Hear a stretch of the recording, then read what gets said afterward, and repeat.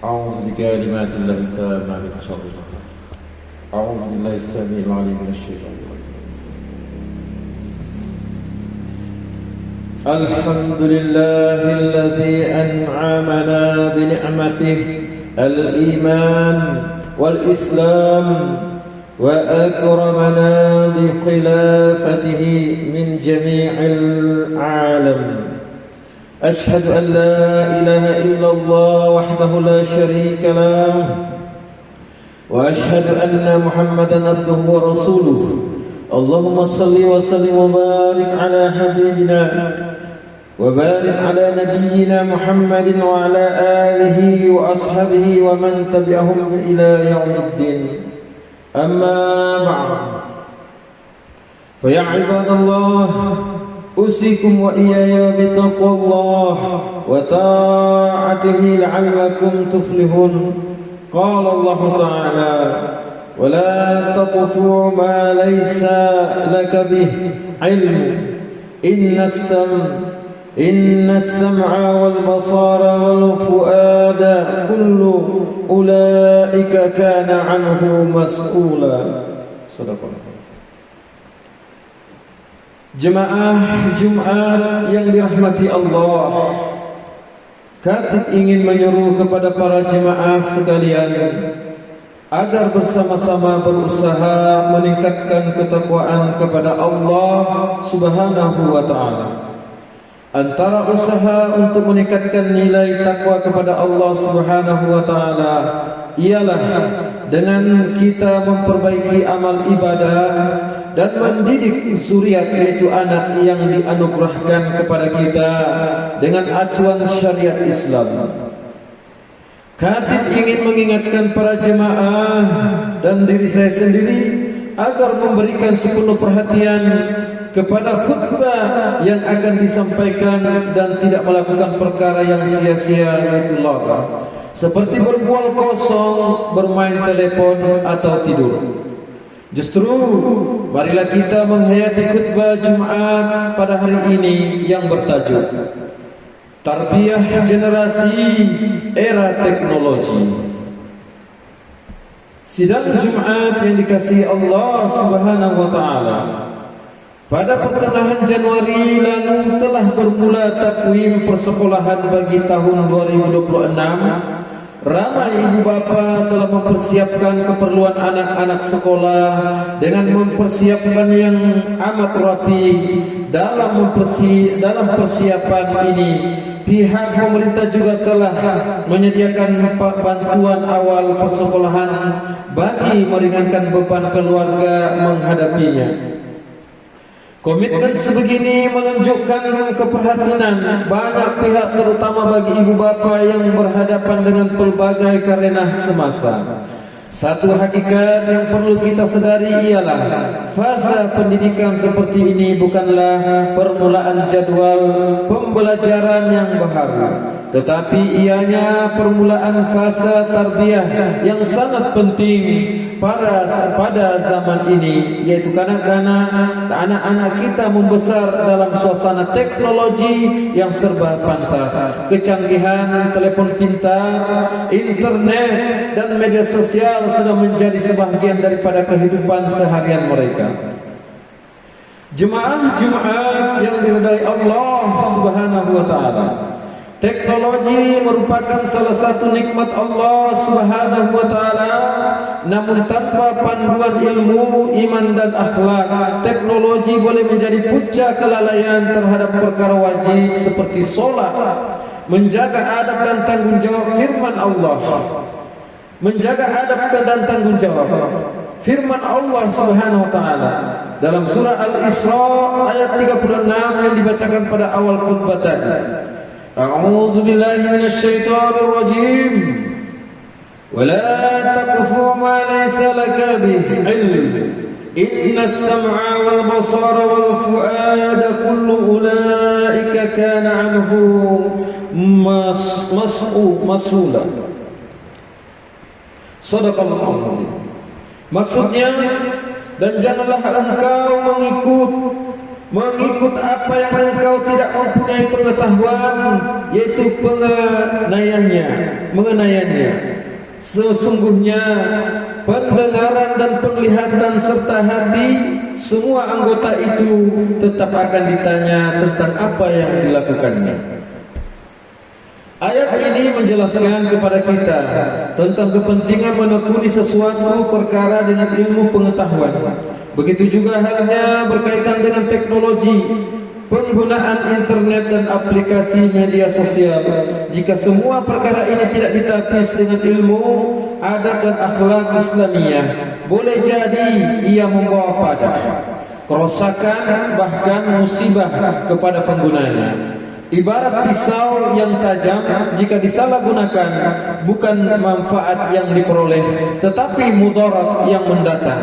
Justru peranan tarbiyah kepada generasi perihal teknologi ini wajar diberi penekanan di awal proses pendidikan, sama ada di rumah ataupun di sekolah. Sidang Jumat yang dikasihi, dalam usaha mentarbiyah generasi hari ini, peranan ibu bapa bukan sekadar menyediakan keperluan peralatan dan kelengkapan pendidikan, akan tetapi peranan ibu bapa bermula dari rumah dengan memberi perhatian perkara berikut. Yang pertama, didikan menjaga adab dan akhlak. Akhlak ini bukan berkisar penjagaan adab kepada ibu bapa sahaja, malahan adab sesama adik-beradik, saudara mara, adab kepada orang lebih tua, dan juga adab kepada guru-guru di sekolah. Dan yang kedua, penjagaan sholat dan keutamaannya.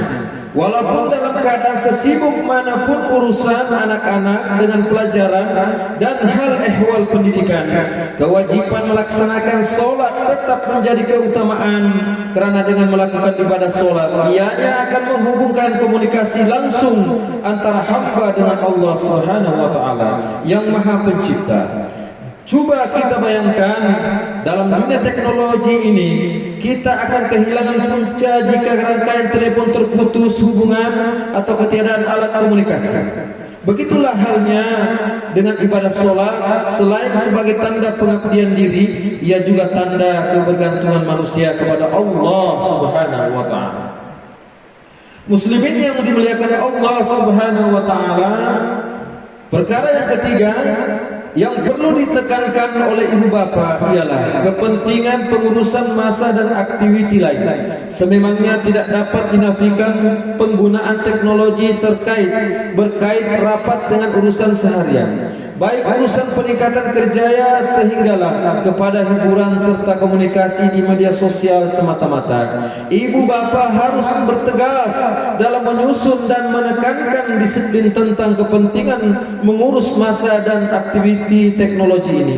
Penggunaan gadget, tablet atau screen television hendaklah dihadkan. Ibu bapa juga perlu cakna dengan peraturan serta pemantauan yang melibatkan anak-anak dalam media sosial seperti YouTube, WhatsApp, TikTok, Instagram dan sebagainya. Oleh itu, biarlah kita yang generasi yang mengawal kemudahan teknologi tersebut, bukan sebaliknya teknologi yang mengawal kita. Pembentukan karakter dan budaya generasi banyaknya terletak di bawah tanggung jawab ibu bapa. Sesuai dengan hadis Nabi sallallahu alaihi wasallam yang diriwayatkan oleh Al-Bukhari dan Muslim. A'udzu billahi minasyaitonir rajim. Kullu mauludin yuladu 'alal fitrah fa abawahu yuhawidanihi aw yunassiranihi aw yumajjisanihi. Sadaqallahul azim. Maksudnya, setiap anak yang dilahirkan itu dalam keadaan fitrah. Kedua ibu bapanya lah yang menjadikannya Yahudi atau Nasrani atau Majusi. Jemaah Jumat yang dimuliakan, Selain itu, peranan para guru di sekolah juga tidak kurang pentingnya. Guru di sekolah akan menjadi murabbi dan qudwah, yakni contoh teladan. Guru bukan sahaja menyampaikan ilmu, bahkan membantu membentuk disiplin generasi, adab dan etika mereka ketika menggunakan teknologi sebagai alat bantu pendidikan. Selain ibu bapa, guru dan masyarakat turut berperanan dalam melengkapi tarbiyah ini dengan mewujudkan persekitaran yang sehat dan selamat semasa menggunakan teknologi. Persekitaran yang penuh adab dan tata susila mencerminkan sebuah masyarakat yang harmoni dan bertanggung jawab sesama insan. Firman Allah Subhanahu wa taala dalam surah Al-Maidah ayat 2. A'udzu billahi minasy syaithanir rajim. Wa ta'awanu 'alal birri wat taqwa wa la ta'awanu 'alal itsmi wal 'udwan. Shadaqallahul azim. Dan hendaklah kamu bertolong-tolongan dalam mengerjakan kebajikan dan takwa, dan janganlah kamu tolong-menolong dalam mengerjakan dosa dan permusuhan. Barakallahu li wa lakum bil Qur'anil azim wa nafa'ni wa iyyakum bima fihi minal ayati wa zikril hakim wa taqabbala minni wa minkum tilawatahu innahu huwas samiul alim.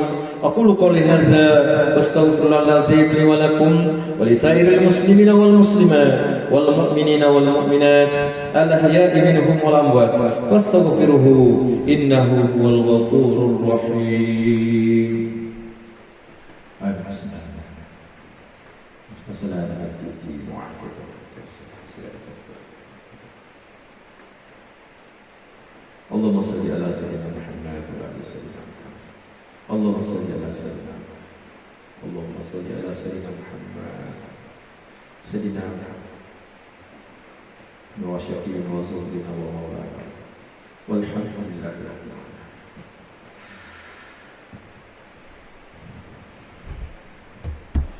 Alhamdulillahi rabbil alamin. Wassalatu wassalamu ala sayyidina Muhammad wa ala alihi wa ashabihi ajma'in wa man tabi'ahum bi ihsan ila yaumiddin. Asyhadu an la ilaha illallah wahdahu la syarika lah wa asyhadu anna sayyidina Muhammadan abduhu wa rasuluh. Amma ba'd. Wa ya ibadallah, ittaqullaha haqqa tuqatih wa alamu anna Allah amarakum bi amrin azim, amarakum bis salati wa taslim ala nabiyil karim. Faqala Allah ta'ala, inna Allah wa malaikatahu yusalluna 'alan nabi ya ayyuhalladzina amanu sallu 'alaihi wa sallimu taslima. Allahumma salli ala sayyidina Muhammad wa ala ali sayyidina Muhammad kama sallaita ala sayyidina Ibrahim wa ala ali sayyidina Ibrahim wa barik ala sayyidina Muhammad wa ala ali sayyidina Muhammad kama barakta ala sayyidina Ibrahim wa ala ali sayyidina Ibrahim fil alamin innaka Hamidum Majid. Amin ya rabbal alamin. Allahumma fil muslimina wal muslimat والمؤمنين والمؤمنات الأحياء منهم والأموات. اللهم أنزل الرحمة والبركة والهداية والسلامة والسكينة والصحة الدائمة على ملكنا kepada yang maha mulia Sri Paduka Baginda yang di-Pertuan Agung wa ala fahamatul ra'isyil a'la, Tuhan yang terutama yang di-Pertuan Negeri Sabah. Waj'alillahumma hazihil baldata wa sa'ira bi'adil muslimin aminatan mutmainnah innaka ra'ufur rahim. Allahumma adfa'anna al-bala wal waba wal fasya wal munkar wal mihan wal fitan ma zahara minha wa ma batan min baladina hadza khassa wa min buldanil muslimin amma innaka ala kulli syai'in qadir. Ya Allah, tolonglah saudara-saudara kami yang tertindas di bumi Boraka Palestin dan di setiap tempat. Ya Allah, jadikanlah Engkau pelindung, penolong dan penyokong mereka. Ya Allah, timpakanlah kekuasaan-Mu ke atas orang-orang zalim dan goncangkanlah bumi di bawah kaki mereka. Ya Allah, naungilah kehidupan negeri naungilah kehidupan kami dan juga estate kami, kampung kami ini dan tempat kerja kami. Lindungi kami semua dan negeri dan juga negara kami dengan rahmat-Mu.